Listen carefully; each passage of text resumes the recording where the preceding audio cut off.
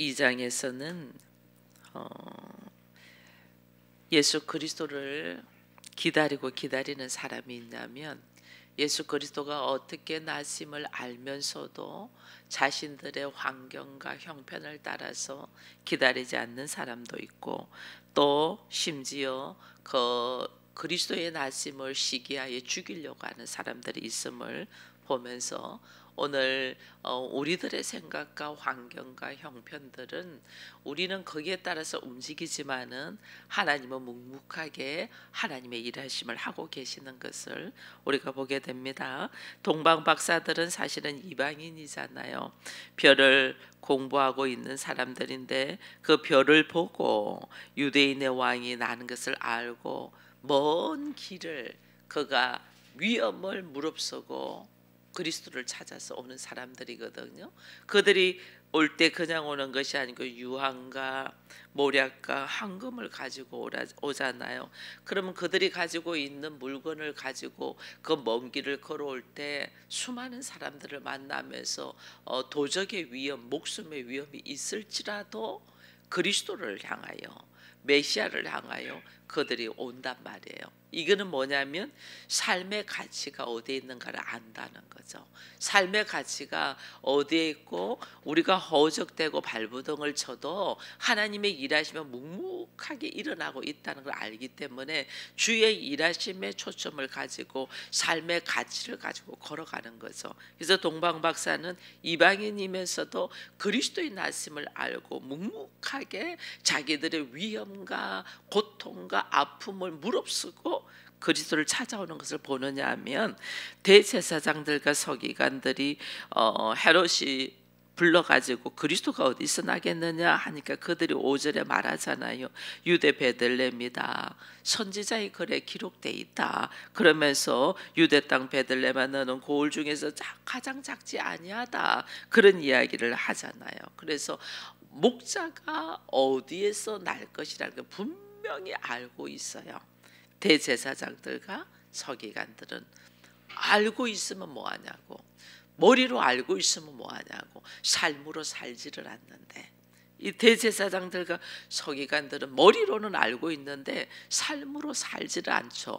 오히려 동방 박사들은 아는 것을 확인하고 그것을 경배하기 위하여 그들의 모든 환경을 내려놓고 고통을 자처하면서 온다면, 대제사장들과 서기관들은 알고는 있어도 삶으로는 살지 않는 모습들을 보면서, 또 여기에 이제 7절 이후에 헤롯이 나오잖아요. 헤롯은 박사들을 불러서 별을 보고 자세히 묻고, 나도 그러면 그리스도를, 메시아를 경배하러 가도록 너희들이 나한테 이야기하라 그러잖아요. 실제로는 아니죠. 실제로는 죽이려고 하는 거죠.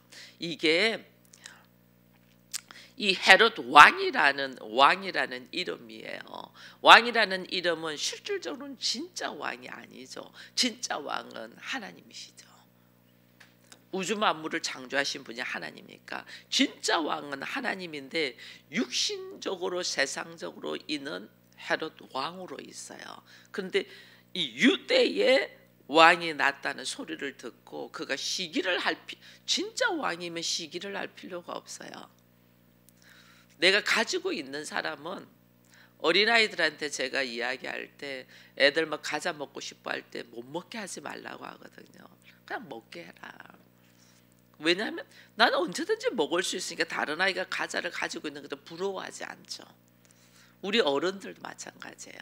내가 가진 것이 있는 사람은 다른 사람들이 무엇을 취할 때 박수를 치주죠. 그거 부러워하지 않아요. 가져보니까 어떻다는 걸 아니까 박수를 치주죠. 그러나 없는 사람은 누군가가 가지면 시기하고 질투를 해요. 내가 없기 때문에 하는 말이, 부모 잘 만나서, 뭐 환경이 좋아서, 때를 잘 만나서 막 그런 이야기를 하는 거예요. 나는 할 수가 없기 때문에. 이게 가진 자와 가지지 않은 자의 차이점이거든요. 근데 헤롯 왕은 진짜 내가 왕으로서의 권세를 가지고 있으면 유다 베들레헴에 그리스도가 나심에 대하여 시기할 필요가 없어요. 근데 이는 지금 어린 아이인데도 시기를 하죠. 이건 내가 진짜가 아니라는 거예요. 나는 양심은 아는데 실제로 그것을 누리려고 하다 보니까 시기와 질투가 나가는 거죠. 그러니 내가 경배할 테니 나에게도 말해달래 했지만 실제로는 죽이려고 했는데 이 동방 박사들이 그걸 미리 천사들을 통해서 알고 자기한테 알려주지 않으니까 심히 노했다 이렇게 돼 있거든요. 아기를 죽일, 나는 거짓말을 해놔놓고 다른 사람들이 한 말을 지키지 않고 자기한테는 거짓말이 되는 거죠. 거짓말 하니까 분노를 하는 거예요. 이게 우리 안에 내가 분노를 하고 화를 낼 때를 보면 돼요. 내가 분노를 하고 화를 낼 때는 나와 똑같은 행동을 할 때 이게 분노가 더 일어나요. 참 묘하게. 나의 약점을 건드릴 때 분노가 더 일어나요. 이게 나와 똑같이 내가 속이고 있는데 다른 사람이 나를 더 덩치면서 더 크게 속이면 여기서 분노가 일어나요. 이게 인생의 밀어남이에요. 그래서 헤롯은 자기가 예수를 죽이려고 했지만 실제로는 죽이지를 못하죠. 이런 모든 것들이 뭐냐면 사람은 자기 환경에 따라서 자기 형편에 따라서 산다고 몸부림을 쳐도 결국은 하나님의 일하심과 하나님의 뜻대로 흘러가는 것을 우리가 보게 돼요. 그 은혜 속에서 오늘 13절 이후에 쭉 보니까 이제는 예수께서 나시고 난 다음에 천사가 요셉과 마리아에게 이야기를 합니다. 네가 일어나서 베들레헴에서 태어났어요. 베들레헴에서 태어났는데 오늘 예수님을 데리고 애굽으로 피하라 이런 이야기를 합니다. 이 모습은 사실은 어린 예수 그리스도와는 상관이 없이 일어나는 예수님이 아주 아기일 때 태어나자마자 일어나는 사건들이 세 가지가 있습니다. 그 중에 한 가지가 지금 애굽으로 이민을 가는 거죠. 나라가 다르니까 이민이죠. 애굽으로 이민을 가는 것을 보게 됩니다. 그리고 또 한 가지는 뭘 하냐면 이제 헤롯이 동방박사한테 속았다는 걸 알고 대충 베들레헴에서 애가 태어난다는 말은 들었잖아요. 확실하게 하기 위하여 2살 이하의 아이들을 다 죽이는 사건이 일어납니다. 근데 이게 이제 인간의 욕심으로 인해서 일어나는 일이죠. 또 하나는 이제 어떤 일이 또 일어나냐면 예수님이 애굽에 있다가 이제 헤롯이 죽었으니까 너 다시 이제 갈릴리 땅으로 가라. 다시 돌아오라 그런 이야기를 합니다. 다시 돌아왔을 때 요셉이 아직 그 헤롯의 아들이 왕인 것을 보고 갈릴리 땅을 떠나서 나사렛이라는 동네로 걸어갑니다. 이것이 베들레헴에서 다시 애굽으로 갔다가 애굽에서 다시 돌아오는데 갈릴리 나사렛으로 이렇게 돌아가거든요. 이 돌아가는 이 모습들을 이렇게 보면서 우리는 이제 좀 알아야 되는 것들이 있어요. 환경이 나를 위협하고 나를 괴롭히고 아프고 힘드니까 우리는 나의 형편과 처지를 따라서 걸어가는 것처럼 보이지만은 실제로는 이 모든 일들이 예수님이 애굽으로 가는 것도 성경에 기록된 대로 애굽에서 나오는 것도 성경에 기록된 대로 여기 봐보세요. 이게 있잖아요. 15절에 보니까 헤롯이 죽기까지 거기 있었으니 이는 주께서 선지자를 통하여 말씀하신 바 애굽으로부터 내 아들을 불렀다 함을 이루려 함이라. 호세아서에 있는 말씀들이거든요. 하나님의 아들을 애굽에서 불러내죠. 그죠? 이 기록된 말씀대로 하나님은 일하신단 말이에요. 또 이스라엘 백성들도 예수님이 애굽에 가실 수밖에 없는 것. 성경은 예수를 애굽에서 불러내는 걸로 기록돼서 예수님은 어린아이기 때문에 예수와 상관이 없이 일어나는 일들입니다.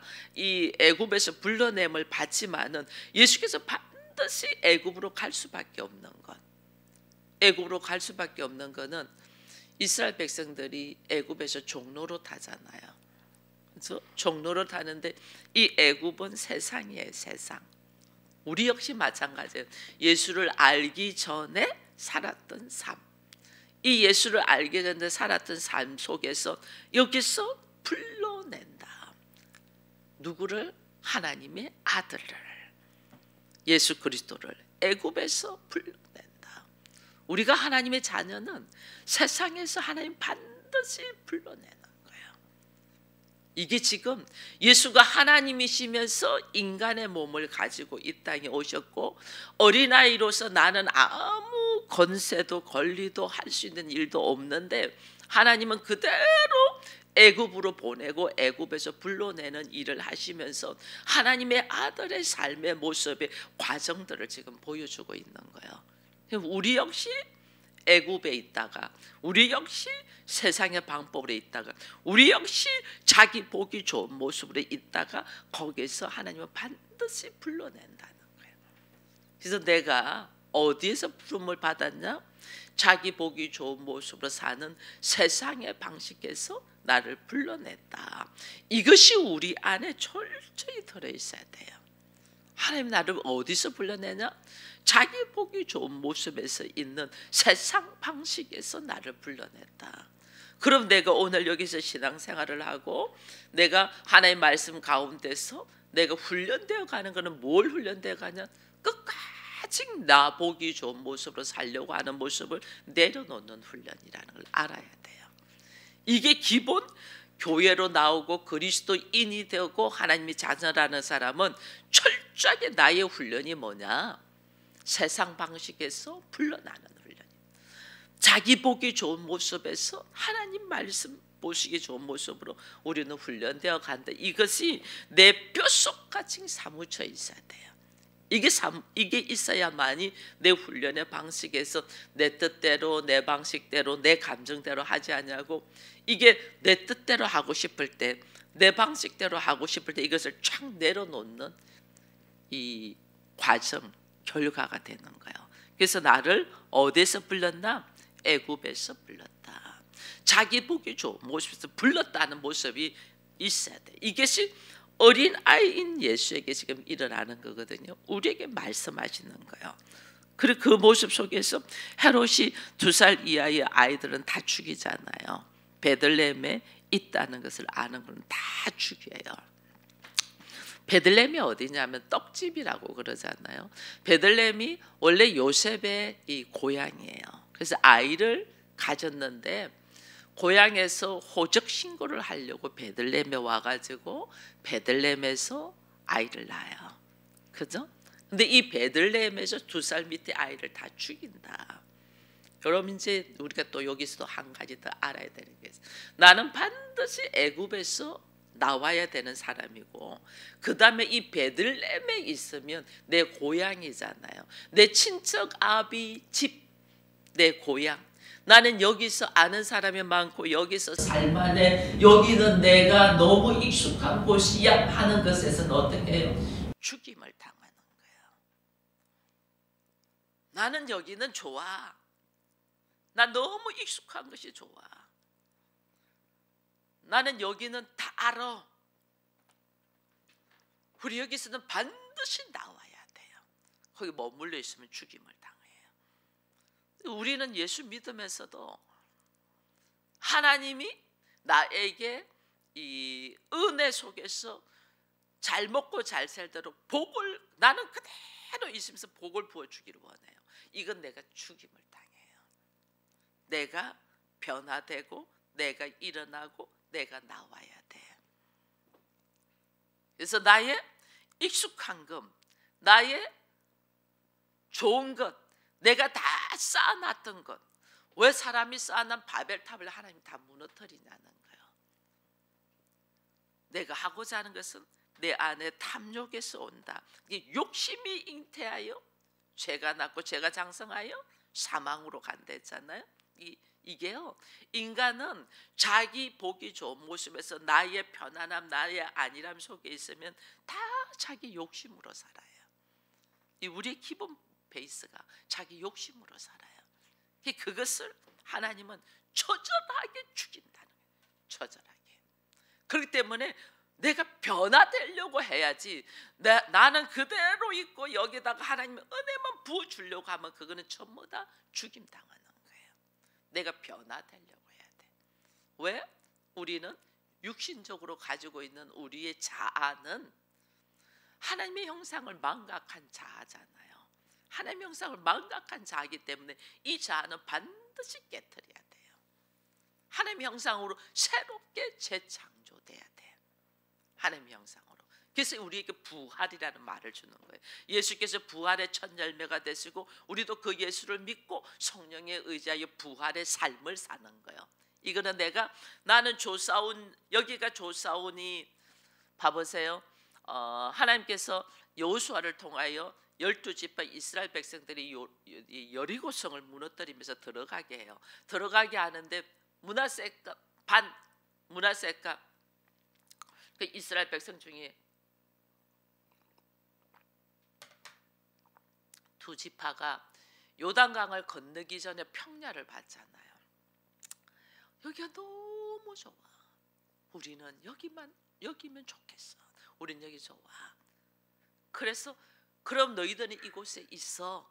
이곳에 있는데 단 우리가 이것을 정복하는 데는 다 함께해야 된즉 여인들과 어린아이들을 놔두고 너희는 전쟁이 성리하기까지 함께해. 이렇게 됐거든요. 그래서 므낫세 반지파라고 하는 것은 여기에 머물러 있는 지파도 있고 넘어오는 사람들도 있는 거예요. 자기 생각이 여기가 너무 좋아. 그게 머물러 있던 지파들은 나중에 어떻게 하면 이방인으로서 휩쓸려 가버려요. 이게 오늘 나보기 좋은 모습으로 여기가 좋아라고 머물러 있는 자는 반드시 죽임을 당하는 거예요. 이거 알아야 돼요. 예수님의 아버지 요셉의 고향이 베들레헴이지만 베들레헴에서 자라지 않아요. 예수님은. 그죠? 베들레헴에서 자라지 않냐고 어디로 돌아온다? 갈릴리 거기에서도 가장 가난한 동네 나사렛으로 돌아온다. 이게 뭐예요? 하나님이 낮고 낮은 곳으로 보낸다는 거예요. 오늘 하나님이 우리를 지금 예수님의 어린 시절 예수님이 아무 어린 아이기 때문에 아무 할 수 있는 거 아니에요. 그냥 하나님께서 요셉과 마리아를 이끌고 가면서 하나님의 일하심을 하나님 그대로 보여주는 거예요. 보여주는 것이 애굽으로 보내고 애굽에서 세상에서 건져서 나와서 우리는 찾는 것이 베들레헴이잖아요. 고향으로 찾잖아요. 근데 고향에 가지 못하고 그리로 가면 내가 죽어. 가지 못하고 다시 나를 변화시키는데 어디로 변화시키면 우리가 엄청 좋은 우리의 사고는 엄청 좋은 모습으로 변화되려고 하는 거잖아요. 우리는. 근데 하나님 어떻게 갈릴리 나사렛은 낮고 낮은 곳으로 하나님 보내신다. 이게 하나님의 자녀로서의 하나님의 기뻐하시는 모습으로 쓰는 모습의 과정들이에요. 그래서 예수 믿고 우리는 너무 좋고 춤추고 너무 좋고 이거는 극히 어린아이일 때, 극히 어린아이, 갓난 아이로 이제 하나님의 자녀로 태어났을 때는 예수 믿고 너무 좋아.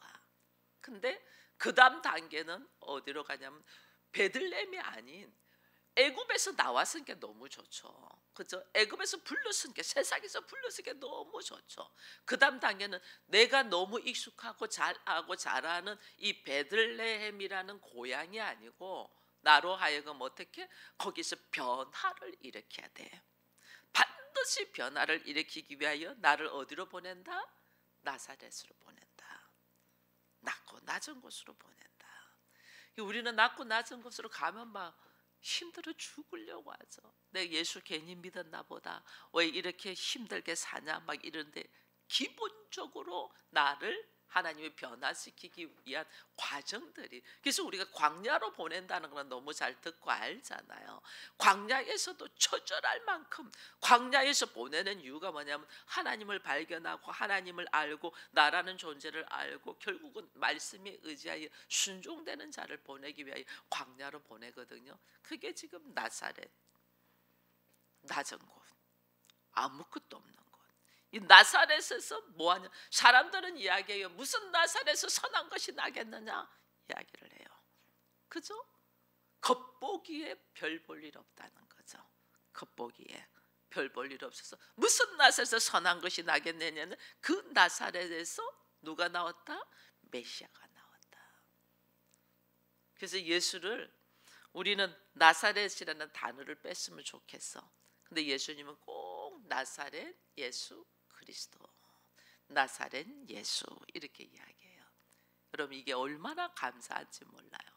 이 인생의 걸음 속에서 우리는 나 좋은 모습으로 살고 싶어요. 여기 보면요, 베들레헴이 사실은 고향이니까 얼마나 좋은 곳이에요. 근데 베들레헴에서 헤롯이 사내 아이를, 2살 때 사내 아이를 다 죽입니다. 다 죽이는데 그게 대한 이야기를, 선지자 예레미야 이야기를 예를 드는 것이 뭘로 나오냐면 18절에 보면 라마에서 슬퍼하며 크게 통곡하는 소리가 들리니 라헬이 그 자식을 위하여 애곡하는 것이라. 이 라헬이라는 이야기가 나와요. 라헬은 야곱이 굉장히 사랑한 여인이에요. 야곱이 가장 사랑하는 여인인데 아이를 못 가져.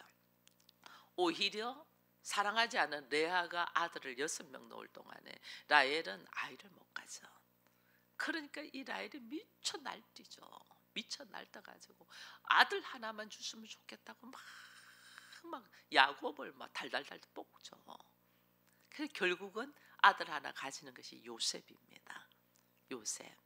그럼 그 아들 하나 준 것에 대한 감사와 찬양을 쫙 올려드려야 되잖아요.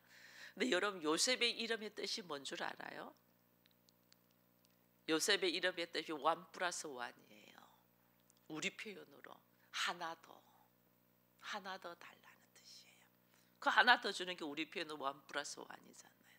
아들 하나 준 것에 대한 감사와 찬송을 막 올려야 되는데 이 감사와 찬송보다는 또 어떻게 인간의 탐욕이 또 딱 생기는 거예요. 언니는 6명이나 있는데 나 하나밖에 없어. 그래서 하나만 더 주세요. 1+1 하나만 더 주세요. 하나만 더, 이렇게 해요. 그래서 결국 하나 더 줘. 그게 누구예요? 베냐민이에요. 근데 어떻게 돼요? 베냐민을 낳다가 어떻게 되죠? 라헬이 죽어요. 그래서 라헬이 베냐민의 이름이 베난인데 베난이라는 뜻이 뭐냐면 슬픈 아들이다. 내가 너를 넘어서 준다. 슬픈 아들이다. 왜 1+1을 하냐고. 하나 줬으면 감사와 찬양을 부르면서 하나님은 감사합니다. 나같이 미련하고 아이를 가지지 못하는 게 이 아이를 주셔서 너무 좋습니다. 이 아이를 가지고 영광을 올려드리니 하나만 더. 이게 인간이라니까요. 그 하나 더 주면서 그냥 죽어버린다니까. 이게 인생의 미련함이에요. 인생의 미련함. 그래서 라마에서 슬퍼하며 통곡하는 소리가 들리니 인간의 미련함. 그래서 우리요, 나 자신부터 시작해서 절대로 나를 의지하지 마세요. 나를 신뢰하지조차도 마세요. 나라는 존재는 하나님한테 빌고 간구하고 기도하고 기도한 거 응답해 줬더니 딴소리 하는 것이 우리예요. 우리. 누구도 자기 자신을 신뢰하지 말라고요. 저는 하나님께서 어느 순간부터 제 머리에 그 기억력이라는 것이 이런 것들을 점점점 망각해 가고 있죠. 단어가 생각이 안 나고 늘 하던 행동인데 갑자기 어떻게 될 줄 모르고 그때는 너무너무 괴로워요. 나를 그릇 되어가는 나를 인정한다는. 근데 어느 날부터 제가 무엇을 느끼냐면 내가 나를 못 믿어. 내가 나를 못 믿어. 내가 어떻게 될 줄 몰라. 근데 그것이 굉장히 힘든 과정이었어요. 내가 나를 못 믿을 정도가 되니 내가 나를 장담을 못하는 거죠. 내가 내일 어떻게 해주겠다는 것에 대한 장담을 전혀 못해요. 내가 오늘 내 몸이 어찌 될 줄 모르니까. 근데 이게 그 순간은 너무 안타깝고 힘든데 한 단계 뛰어넘어서서 딱 보기 은혜 중에 은혜더라니까요. 은혜 중에 은혜. 그래서 제가 이번 월요일 날도 이 총회를 했거든요. 여교육자 총회를 하는데 목사님 어떻습니까? 이런데 제가 늘 그래. 저는 내일이는 난 몰라요. 하루하루 살아요입니다. 그랬더니 은혜 속에 사시네요. 이러더라고요. 내일은 모르니까 매일매일 하나님께 간구하면서 사는 그게 은혜 중에 은혜가 아니냐 어떤 분이 그러시더라고요. 그래서 또 그렇네요 하면서 정말 감사지요 했는데 우리는 내가 뭔가 차고 넘치고 가지고 있으면 교만해져요. 우리 인생의 모습은. 그래서 하나님은 우리를 어디까지 낮고 낮은 곳에서 나라는 모습을 정확하게 보게 하시는 거예요. 내가 누구냐? 내가 누구냐? 내가 누구예요? 나는 티끌이에요. 티끌. 이걸 알아야 돼요. 내가 티끌이라는 것을 모르니까 하나님 앞에 빠박 대들고 자기 환경, 하나님 당신도 이 환경 대보세요. 그런 말 하지 마세요. 당신이 이 환경 대봐세요. 그런 말 할 수 있는가? 우리 이러고 있는 거예요. 내가 티끌이라는 걸 모르. 나는 티끌이에요. 인생의 걸음 속에서 하나님은 지금 여기에 하나님의 모습은 하나도 보이지 않죠. 그저 동방박사 나오지, 그 다음에 대제사장과 서기가 나오지, 헤롯 나오지, 요셉과 마리아 나오지, 아기 예수 나오지, 사람들 나오지. 사람들이 막 움직이는 그림이 막 보이잖아요. 근데 그 모든 일을 주관하시고 그의 계획과 섭리대로 일하시는 분은 누구다? 하나님. 결국은 하나님의 뜻대로, 하나님의 계획하신 대로, 하나님의 말씀하신 대로, 하나님의 기록된 말씀을 이루기 위하여 어린아이 예수 그리스도가 베들레헴에서 애굽으로 가고 애굽에서 다시 와서 갈릴리 나사렛으로 오고 이 모든 과정들이 하나님의 일하심을 알고 내가 하나님 앞에 밀어날 만큼 자기를 주장하고 있는 이것들을 빨리 내려놓을수록 나는 죽음에서 놓일 수 있다는 걸 알고 오늘 우리들의 고집하고 있는 나의 기질들, 여러분 얼마나 고질병들이 있는지 몰라요. 고래 심줄처럼 질겨. 그거 진짜 못 내려놔. 그거 내려놓도록 훈련하는데 그거 못 내려놔. 다른 사람 다 하는데 자기만 몰라. 그게 뭐냐? 자기는 그것이 장점인 줄 아는 거예요. 우리 인생이 아무리 티끌이 아무리 장점을 가지고 있은들 창조주 하나님한테 우리가 비교나 되냐고요. 근데 그걸 못 내려놓고 있어. 이 미련한 우리를 오늘 다시 돌아보면서 하나님 앞에 그렇습니다. 하나님, 나는 창조주 하나님을 바라보며 오늘도 모든 것을 내려놓는 자 되게 해달라고 기도하는 우리가 되기를 바랍니다.